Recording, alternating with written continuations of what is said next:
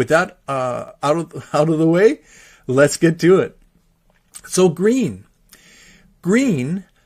comprises about 12% of the population. Now again, there's a lot more that are high green, but to lead with green is the unusual part. Most of us lead with life structure colors, either orange or gold. But to lead with green as your first and primary color is unusual. That's, like I said, about 12% of the population. Now, what do somebody who is strong in green, what are their core values? Well, competency is first, and intelligence. If blue leads with their heart, green lead with their mind. They are logical, they're abstract thinkers, they're analytical, they're conceptual, they have ideas, they love things like technology and progress and innovation. Again, it's all about using their minds and finding competency, especially intellectual competency. They can be somewhat perfectionistic, and that can be both a wonderful thing to strive for, but it can also mean that somebody who's green is a little less willing to take action, because if they can't be perfect, they don't want to do it. So they have a lot of ideas and plans and things that they want to get done.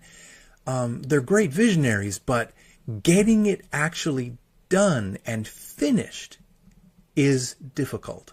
For them, work is play. Work is play. They can get lost in work.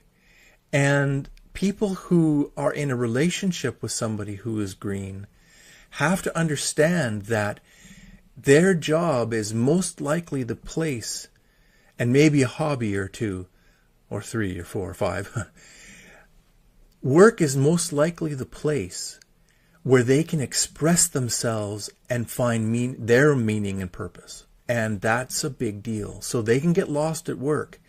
And they don't mean to. It just happens because they're focused on work.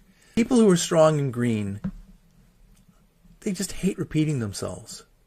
Again, intellectual competency in others means that you're going to remember what they've said.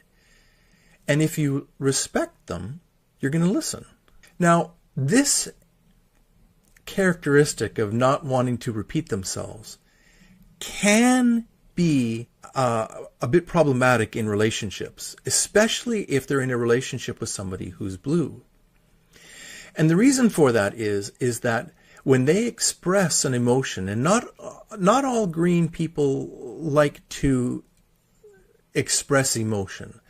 When they express emotion, it's not that they don't feel. They feel very deeply, but they don't like staying and sitting in the emotion. That just doesn't work for them.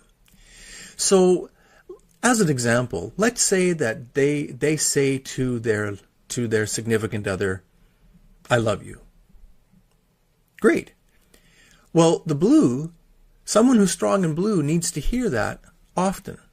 They need to hear they're special, unique, and authentic, and precious to them. Somebody who's green, it's not that they don't feel, it's that they don't want to repeat it. And so when somebody who's blue comes to them and says, "You don't tell me you love me. You don't love me. You don't do this. You don't do that. You don't say this. You don't say that." The green person looks at them with somewhat of a perplexed expression and says, "Well, I told you I loved you." That state exists until further notice. And they mean it. It's not that they don't love.